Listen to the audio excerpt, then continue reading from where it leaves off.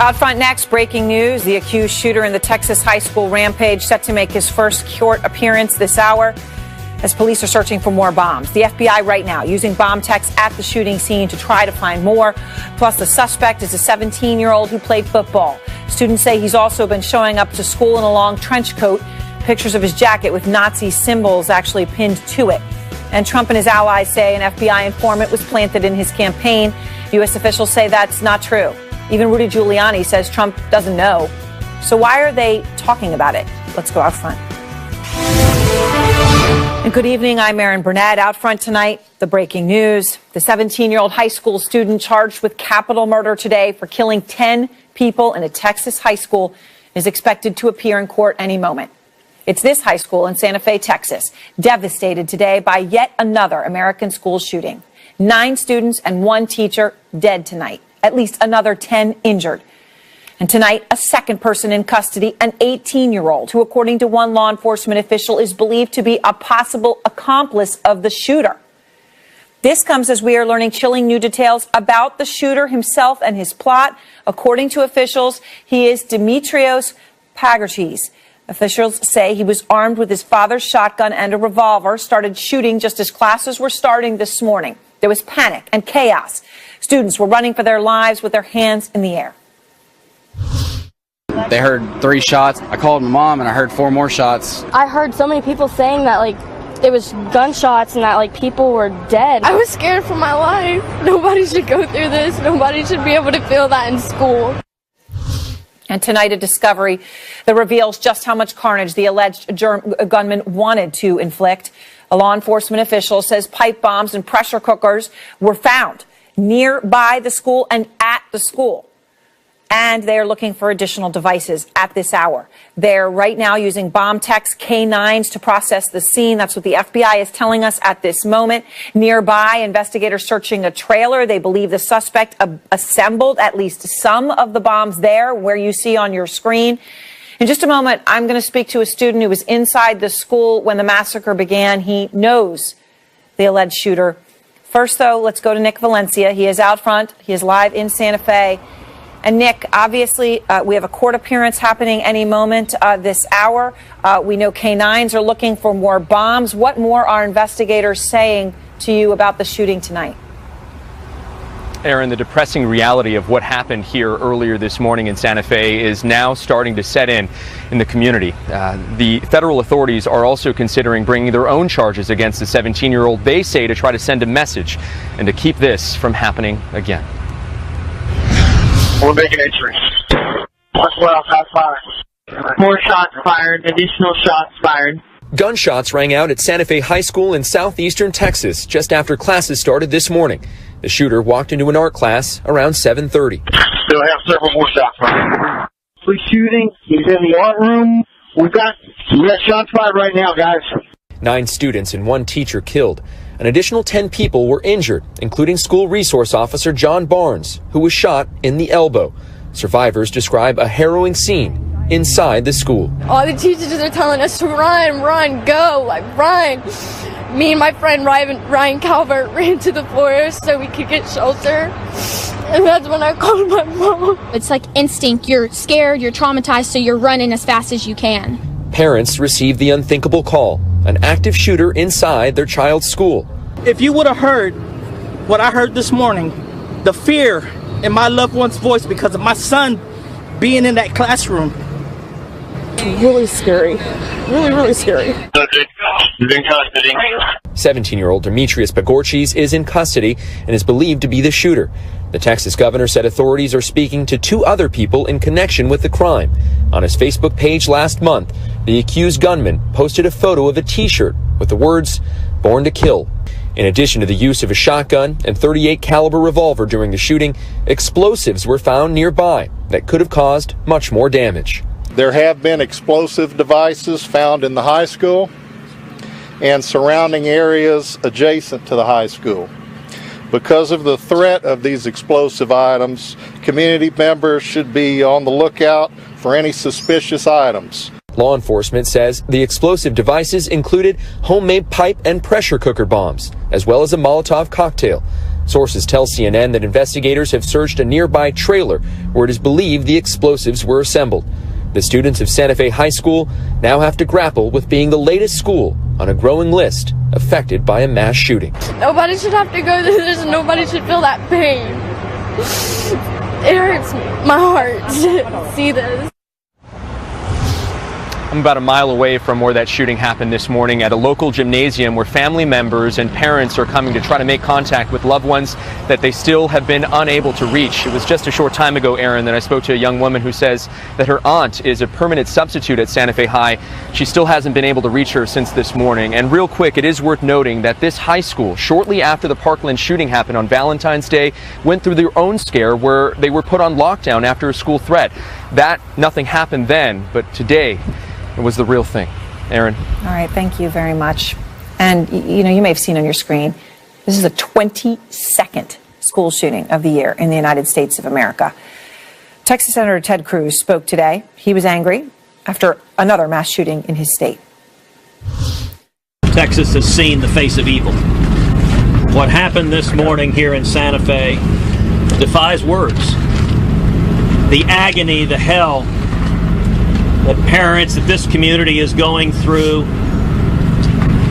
is unimaginable. There have been too damn many of these.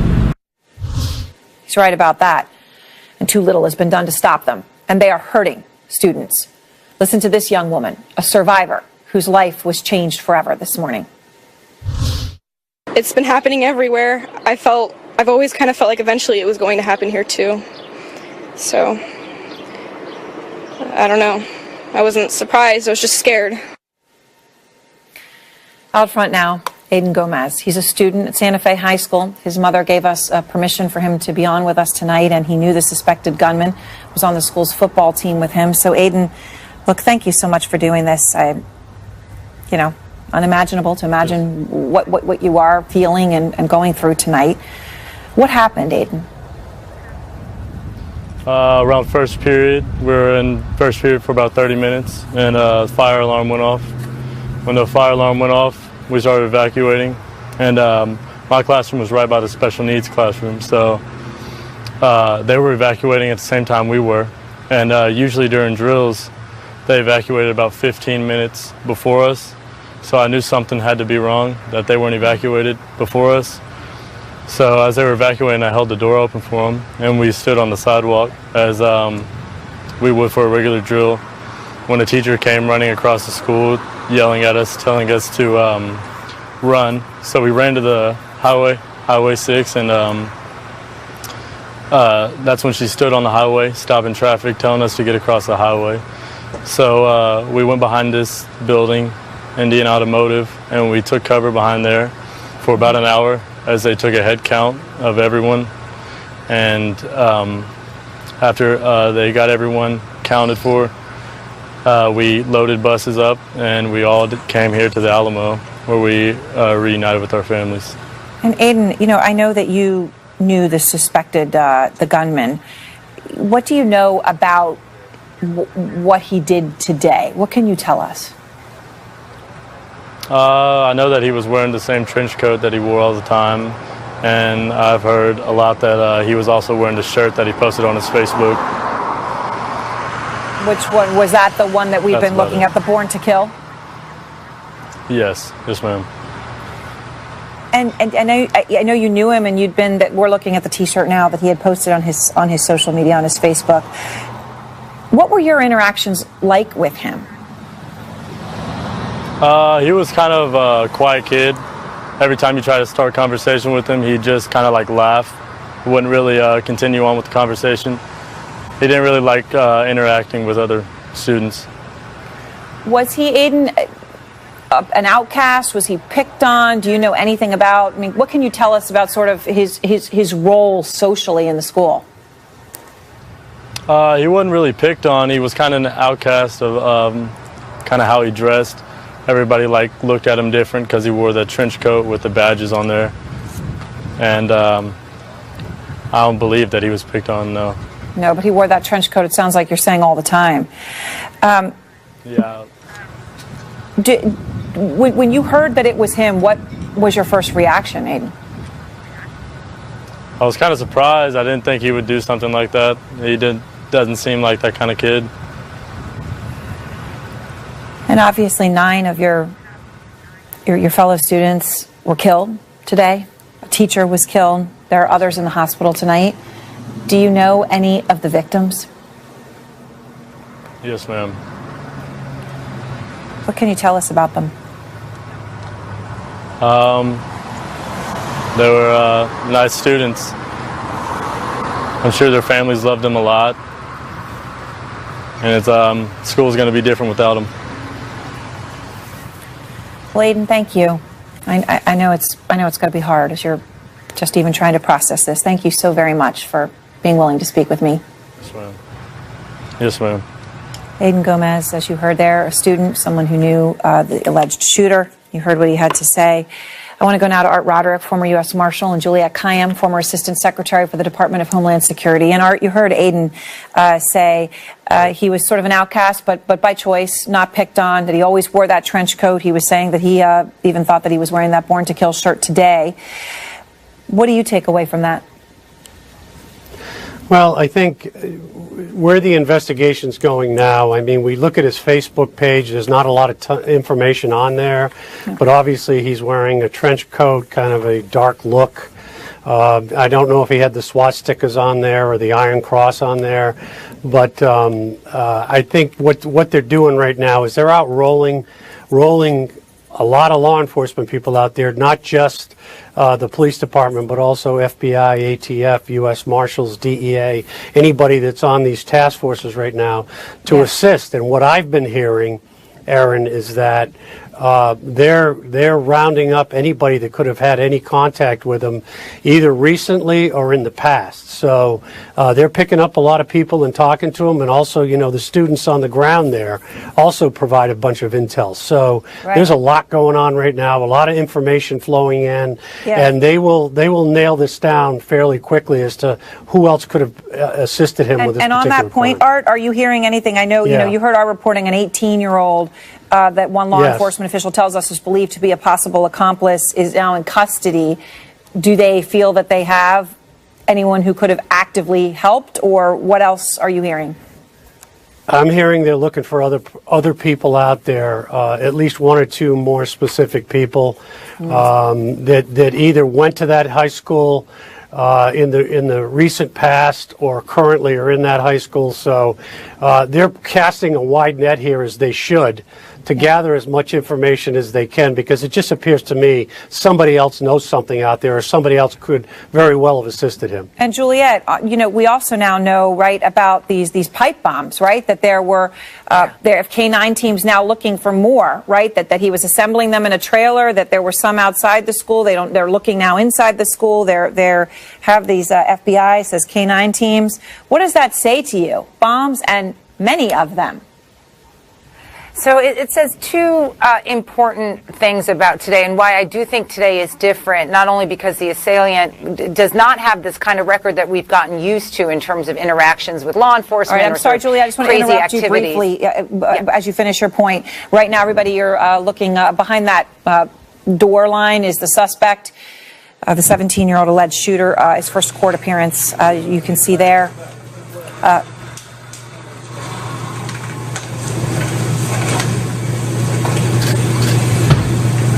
Making sure there isn't anything to hear here for everybody. It doesn't appear there is, but this is the first court appearance that you're looking at. We're going to keep monitoring this as this comes in Galveston, Texas, where the alleged shooter is now appearing in court. Obviously, he's been charged with capital murder. And Juliette, you're talking about why what he did is different. So because he doesn't have this background. So the first factor is, of course, the IEDs, the explosives. That makes me think, like, as we heard from law enforcement statements today, and as Art is confirming, that there may have been other people involved. That's very hard to plan on your own. You're a 17-year-old boy. How are you purchasing the stuff? Where are you testing it? It's expensive. You know, I mean, those kinds of things are factoring into a belief that there might have been others helping him. So in some ways, this is a lot like Columbine, which also involved 2 people. All right. Or also they appear to be talking right now, so we're going to listen in. I'm sorry to interrupt again. Let's listen. and you have been charged with aggravated assault against a public servant. I'm denying your bond on both charges. You have the right to obtain counsel. You have the right to remain silent. You have the right to have an attorney present during interviews with peace officers or attorneys representing the state. You have the right to terminate that interview at any time. You have the right to request appointment of counsel if you're indigent and cannot afford counsel. You have the right to an examining trial. You are not required to make a statement. Any statement made by you may be used against you. Are you a citizen of the United States? Are you a citizen of the United States? Yes, sir. Are you requesting consideration for a court-appointed attorney? Yes, sir.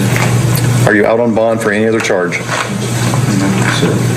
I'm going to ask you to sign the front page, which is just acknowledging that I read you your rights this afternoon. You're not entering a plea today. Thanks.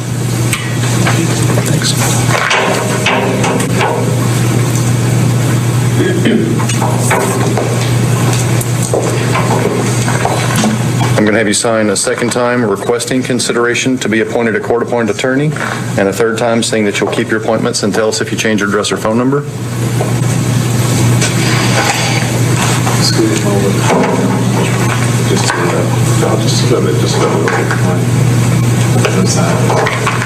One more time right here, please, saying that you're requesting that court-appointed attorney.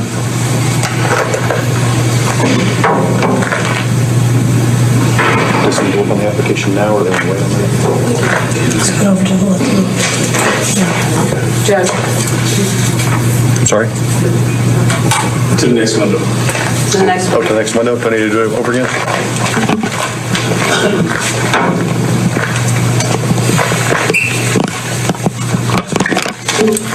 Do I need to do it over again?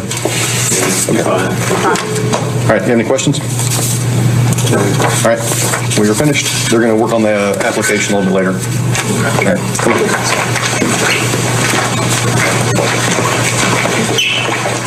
And now they're leading him away as we watch that, taking the court-appointed attorney.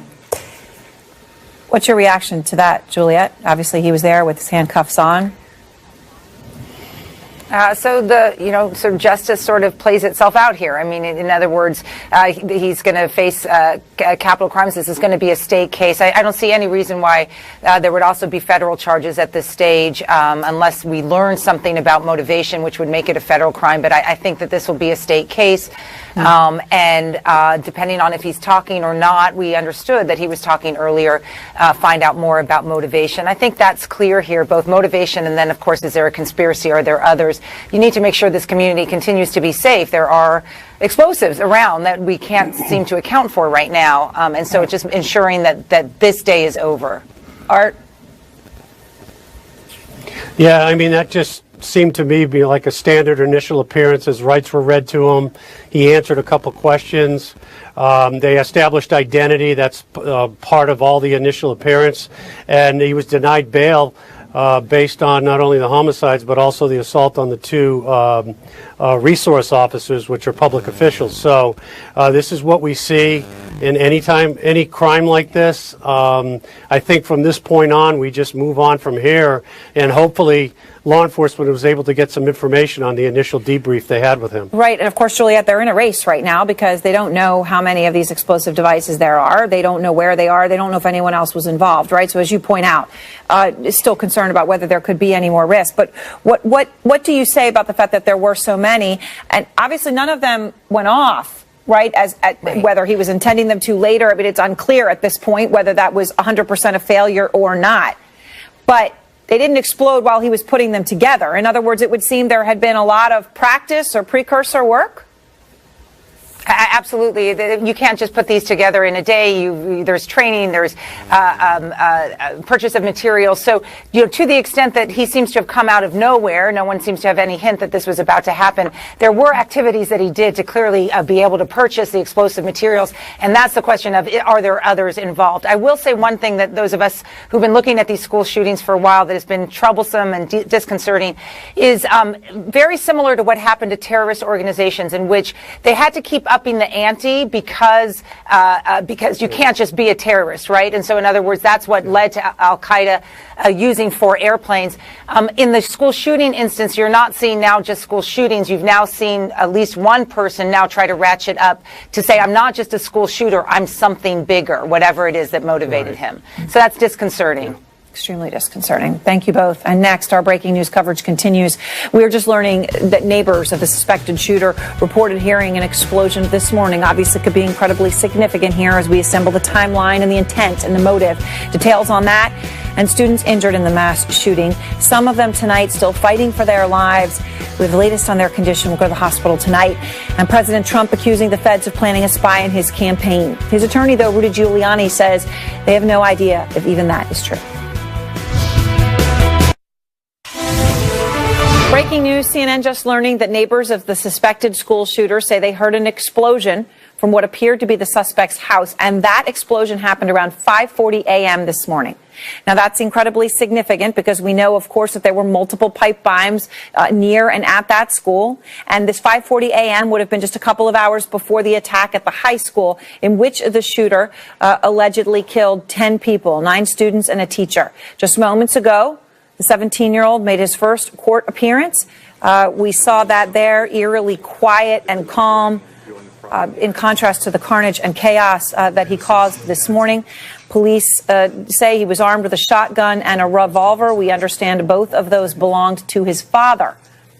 Investigators are looking into explosive devices, as I said, found in the school and also in a vehicle believed to have been assembled in the trailer you see there. Right now, there are FBI teams, K-9 teams, trying to find more explosives. They're talking to others, possibly that could have been involved or known something. The question is, could anyone have known what happened, and why did he do this? Who is he? Alex Marquardt is out front. Tonight, the shooter in custody, wearing a jail's orange jumpsuit. In some photos posted online, Demetrius Pagorchis looks like a typical teenager with peace and love symbols on a black baseball cap. His alleged actions on Friday were anything but, and his social media profiles are now offering clues to a dark side. Less than 3 weeks ago on Facebook, Pagorchis posted this chilling picture, a t-shirt with the words, "Born to Kill." The same day, he posted another image of a long black coat. Pinned on it, among other symbols, was a Nazi iron cross, which he said stood for bravery. On the collar, a communist hammer and sickle, representing, he claimed, rebellion. Possibly the coat he was known to often wear. He doesn't really talk to very many people either. He keeps to himself. He wears a trench coat every day, and it's like 90 degrees out here. And on Pagorchis' Instagram account, the tools of death. A pistol and a serrated knife lying on a bed, the caption reading, "Hi," followed by an expletive. In another post, an arcade game using a sniper rifle to take out targets. Today, authorities said a second young man, 18 years old, was also arrested as a possible accomplice. The shooter, they said, had 2 guns, and authorities found explosives in and near the school. The governor of Texas added that the guns used, a shotgun and a .38 revolver, were his father's and legally bought. Journals written by Pagorchis also showed that he planned to commit suicide after the attack. The shooter has information contained in journals on his computer and a cell phone that he said that not only did he want to commit the shooting, but he wanted to commit suicide after the shooting. As you probably know, he gave himself up and admitted at the time that he didn't have the courage to commit the suicide, that he wanted to take his own life earlier. It was also on Facebook that Pagorchis confirmed that he went to Santa Fe High School. He claimed he would be joining the Marine Corps, writing that he'd start next year, though the Marines said they don't have a record of him. The 17-year-old junior had played on the JV football team. School reports indicate that he was a standout player, and at one point in 6th grade, a standout student as well, on the honor roll. Erin, the only red flag that the authorities say was around Pagorchis was that T-shirt which said "Born to Kill," and that warning sign was posted on April 30th, was clearly missed. Now, the governor of Texas said today that other than that, there was no reason to be worried about Pagorchis. There were no arrests. There was no criminal record. He had what Governor Abbott called a clean slate. Now, that Facebook page has been taken down today by the company. Erin. All right, Alex, thank you. And now, criminologist and behavioral analyst Casey Jordan, along with former FBI Assistant Director for the Criminal Investigative Division, Chris Swecker. Chris, let me start with the breaking news here. ATF agents now say neighbors have said they heard an explosion at the shooter's home at about 5:40 a.m. this morning. Obviously, that was only about, 2 hours before this began. What does that say to you? Yeah, Erin, it raises questions about what he was doing. Obviously, there was quite a bit of pre-planning here. I mean, I'm hearing reports of a pressure cooker bomb. I'm hearing reports of other types of bombs. You can't learn how to do that in school at age 17. You learn that on the internet or in other sources. And we know it goes back several weeks. He has 2 of his parents' guns. You have to wonder how he got his hands on those guns and who was paying attention to what he was doing. This isn't Parkland where you had all these red flags and warnings pop up, but people that are closest to the shooter are noticing things and should be picking up on things, particularly the parents in this case. And on this point, Casey, we don't know much, but 5:40 a.m. obviously is a time neighbors would be home. Parents would ordinarily be home. We don't know what they did, what their hours were, but we do know that the guns that he had on him today were his father's. Right. But we don't yet know anything about what law enforcement have been able to learn from this family or from these parents. Yeah, I am sort of impressed by how quickly we've gotten a lot of good information, but we still don't know anything about his family situation. A lot of the things that we look at are not just the personality, but the family situation, the social situation, the peers, and what they're doing media, online, that sort of thing. The big missing link right now is the family. But you got to keep in mind, Columbine kids stayed up all night long building bombs in their basement, and their parents never even knew, and they were in the same house. I think that bomb going off at 5:40 this morning is what triggered him to choose today to go and do the massacre at the school. He knew neighbors had to have heard it, and that means that somebody might come around. Oh, so that actually could have been, as opposed to a practice of the intentional day, something happened to it because of the noise. He said, well, I'm going to do it today. What if police come around wondering what that explosion was, looking for what's going on in this trailer? Oh my gosh, if they find out all this stuff, I'm going to get caught. So might as well just, the jig is up, let's go. It doesn't seem like it was terribly well planned. The other big question is the accomplice. Why wasn't he part of the shooting? Did he help him build the bomb? So those 2 big questions, the accomplice and did the parents have any clue? Those are the things we really need to find out. And Chris, we know nothing at all about this, possible accomplice, right? We know an 18-year-old young man who is now also in custody, right? And that could have been an accomplice, but we don't yet know what role this person played or, why they weren't part of the actual shooting today. Certainly, we don't know if they're witting or unwitting. We don't know whether this person shared this ideology, whatever it was. He apparently was studying Nazism, and he had some very, very dark side to him. The trench coats, perhaps he was looking back on Columbine. But as I said, there's always a sort of a social network around these people who really are in the best position to pick up on red flags, and it just didn't happen in this case. Yeah, I will say, though, sort of going off in another direction, it sure is very fortuitous that we had a school resource officer in place, and I think that's a best practice as I go around and do school security assessments. Right. I mean, you'd rather have them than not have them, but, Right. Yeah, I'm not trying to get into the full politics here, but I mean, these things shouldn't be happening to begin with, and you still had 10 people who were killed today. Let me say, Casey, the governor says, the governor of Texas, Greg Abbott says, there were either non-existent or imperceptible red flags. I just want to play what Governor Abbott said. And here, the red flag warnings were either non-existent or very imperceptible. There is, from his Facebook page, a T-shirt that says "Born to Kill." That would be maybe the only, if not the foremost, warning sign. Obviously, the governor wouldn't be speaking if he weren't confident about that. Is it possible that at this point they're really confident enough to say there were no warnings? No, the foremost warning sign is access to firearms. And if his father had some in the house or he was able to get them, that's the #1 thing that should be considered a red flag. Now, with social media, understand, kids are always, especially in the teenage years, tend to flirt with expression. They love their First Amendment rights. They love, to look rebellious and angry and latch onto dark things. I have worked in high schools. There are kids with far darker past than this. But the point is that the warning signs we always find after the fact. The question is, who is watching for them as they go? Are the parents aware of what's happening, what he's doing in the middle of the night, what kind of websites he's on, what kind of music he listens to? We don't have those answers yet. Chris, what we do have right now, we had just seen the 17-year-old alleged shooter appear in court, right? The first court appearance, because as you heard the governor say, he planned to commit suicide and then didn't have the ability to do it. The Judge Henry just spoke a moment ago about what happened in that court, and I wanted to play it for you. He apparently was cooperating with the police, answering questions, agreed to be interviewed, waived his rights to remain silent. So that's just what they've told me up until this point, and it's consistent with what I saw.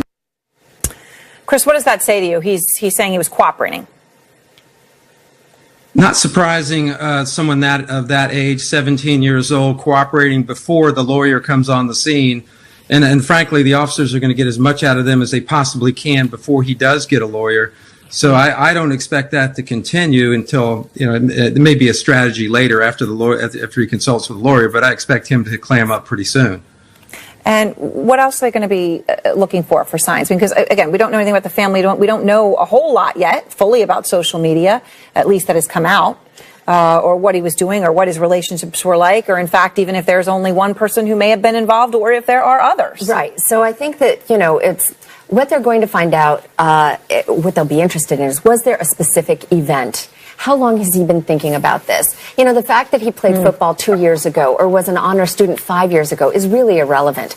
I'm interested in what's happened to him in the last few months. These things happen most often in the springtime, closer to graduation. And he's about to enter his senior year, certainly the most stressful of your high school years. He talked about joining the Marines, but they have no record of him applying. Did he feel like he was about to fall off a cliff? Did somebody break up with him? What happened that made this seem like the right thing to do in his head? We don't know yet, but we'll find out. Thank you both. And more on this breaking story. The Texas Attorney General now, Ken Paxton, joins me on the phone. And Attorney General, I appreciate your time. A terrible day for Texas and for this country. I know you have been briefed just moments ago. Obviously, we have seen the suspect now appear in court. What can you tell us from your latest briefing, Attorney General? Well, actually, there's not a whole lot new. A lot of what you've been talking about, sort of really no warning signs. We're still trying to figure out if we've missed something on that front that would have given us clues ahead of time. Obviously, we're looking at another person and just continuing to do our investigation. And when you say looking at another person, is it fair to say you believe this person was involved, helping, witting, or are you unsure at this time? At this point, I wouldn't want to comment on that. I think you'll be hearing things very shortly. All right. So that means that there is something to know that hopefully we will know very shortly. Well, are you Attorney? I'm actually saying no comment on that. I'm not saying either way. Okay. Are you looking for others? Are you confident that person, the relevant person, has been found, or are you also at this point, are they looking for others?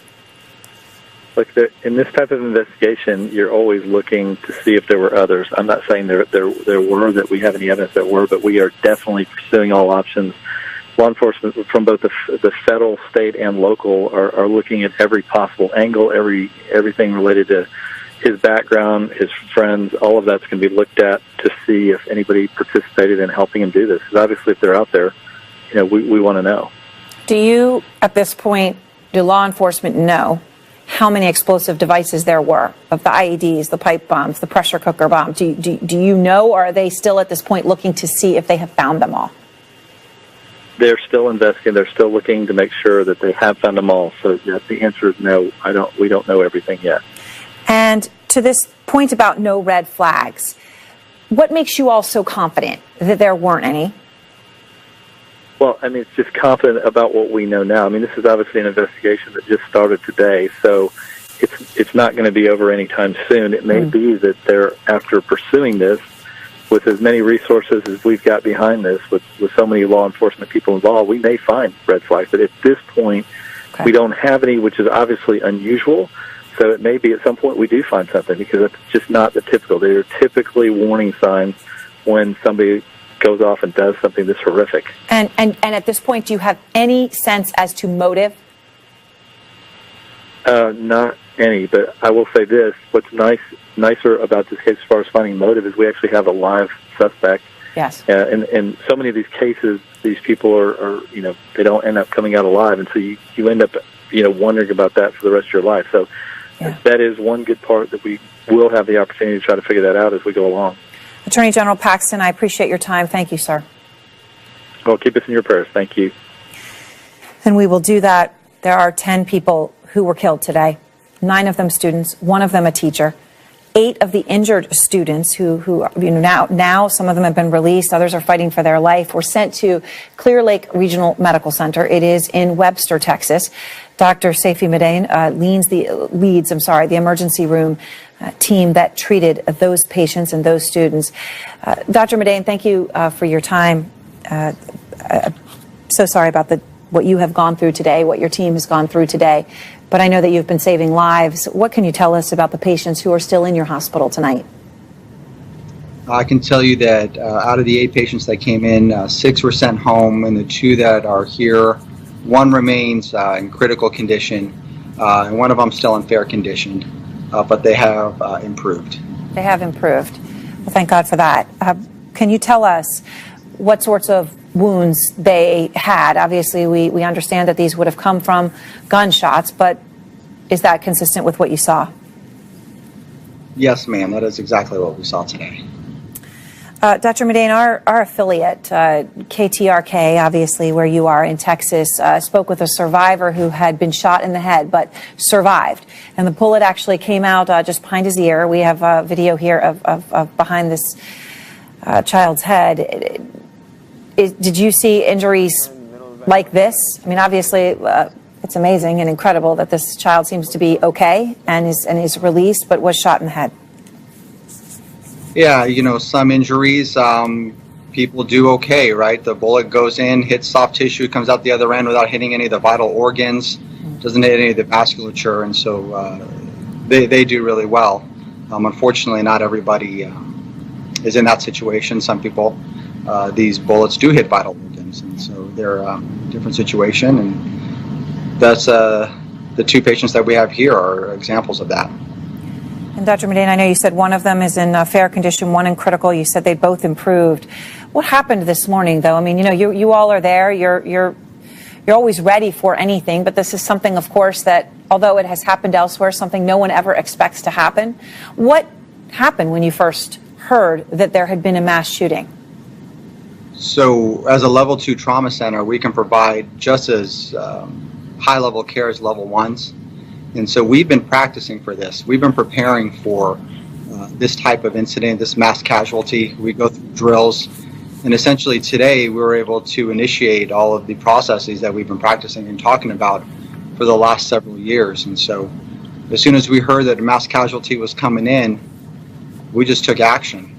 All the resources came down to the ER. Our trauma surgeons came down to the ER, nurses, techs, lab, and we were there to receive the patients.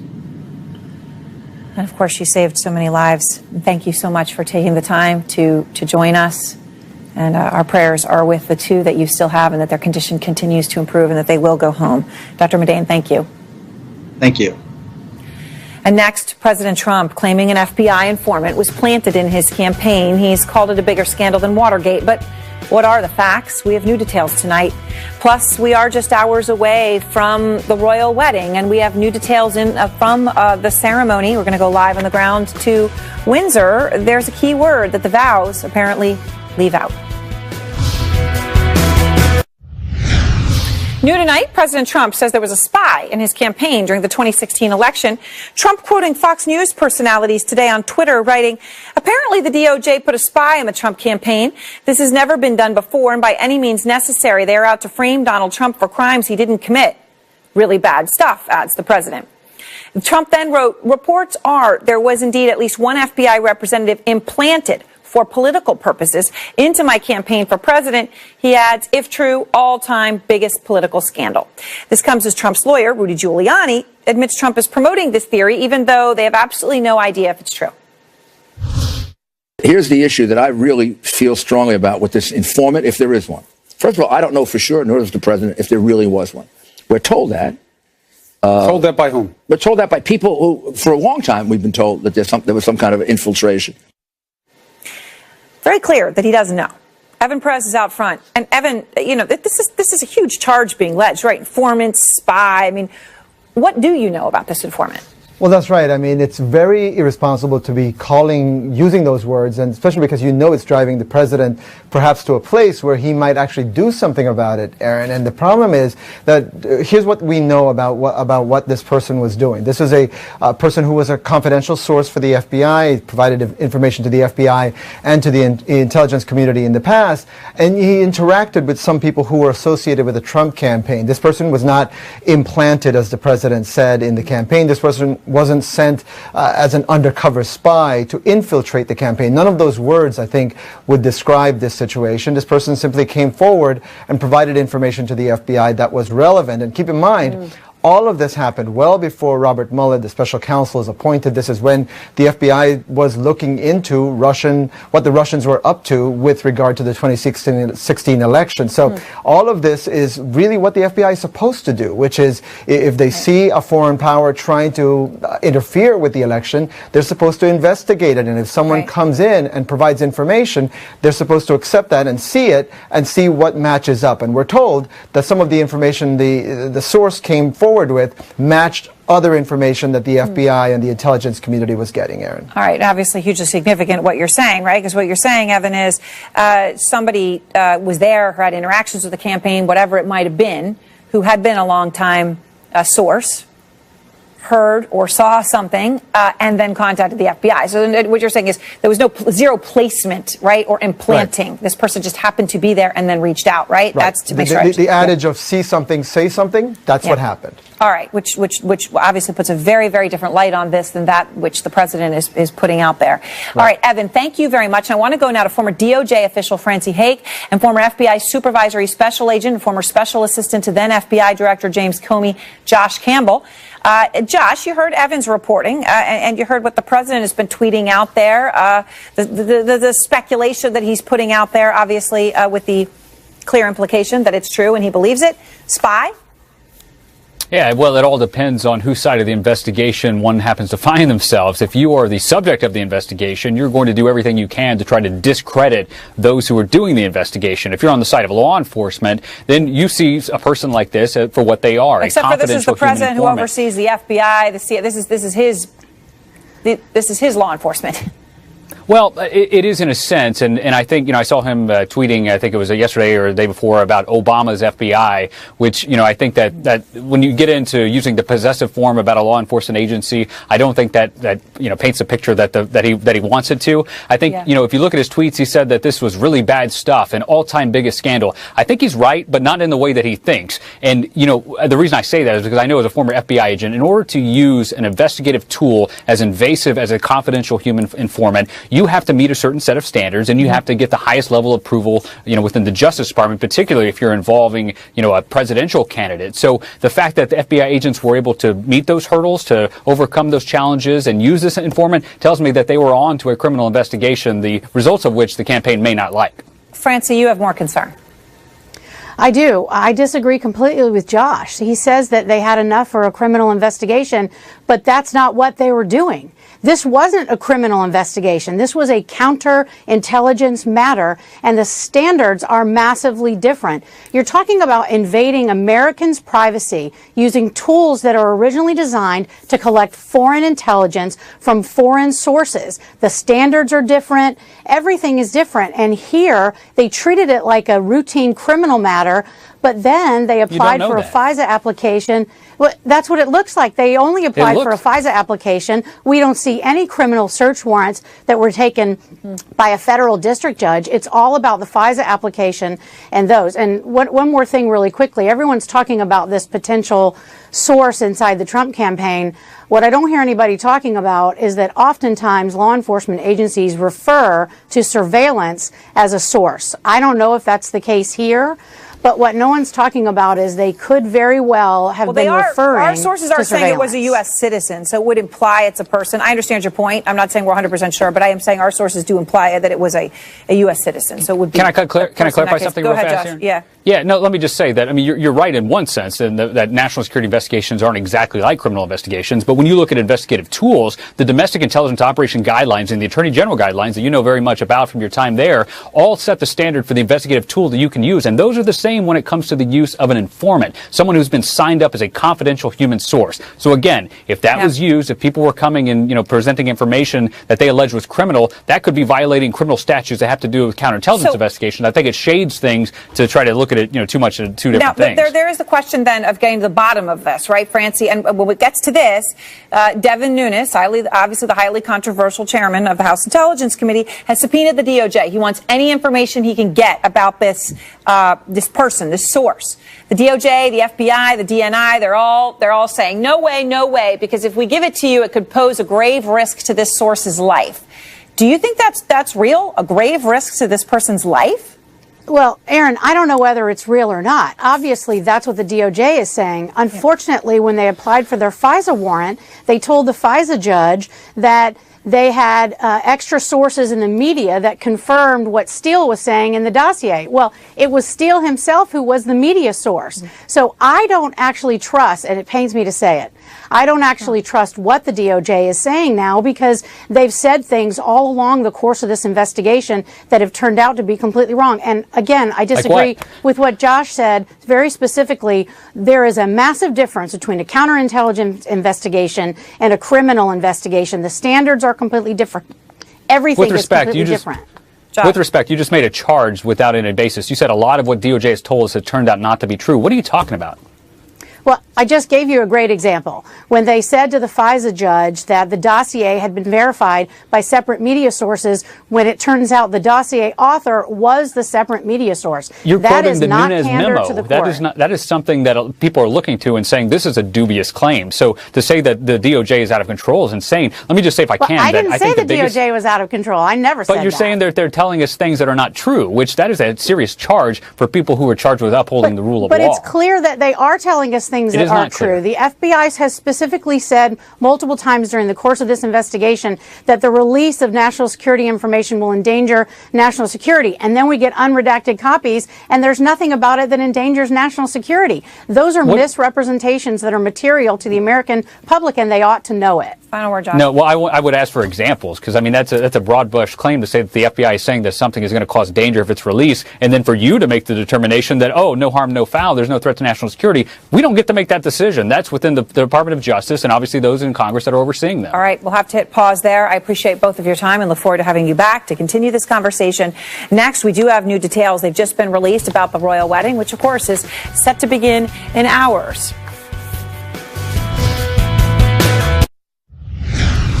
And we are just a few hours away from the royal wedding. We have some newly released details at this hour. A first look at the program of events for tomorrow morning. Prince Harry and Meghan Markle will, of course, get married, with details on the music, the speakers, and Harry's mother, Princess Diana, and how she'll be involved. Nick Watt is out front from Windsor Castle. And Nick, what are you learning?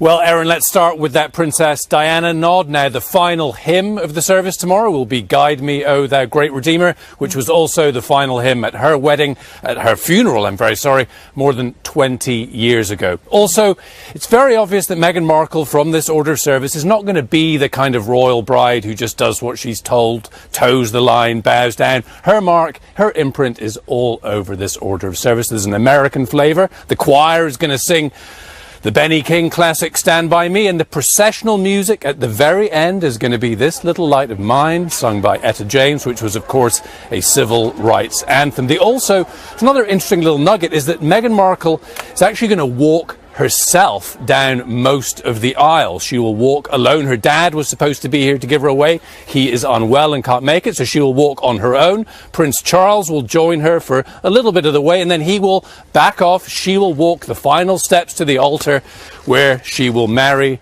Prince Harry. She will become a royal. She will no longer be what they call over here a commoner. She will be a royal, and her life will undoubtedly change completely forever. And Erin? they're all there, Nick. We only have a few seconds, but they're all there, right? Separate hotels, but they're all there nearby tonight, right? Maybe sleeping as they await. Oh, yeah. Meghan and her mum staying about 20 minutes away. They will drive here together in the morning in one of the Queen's limousines. All right. Well, of course, so many around the world will be watching.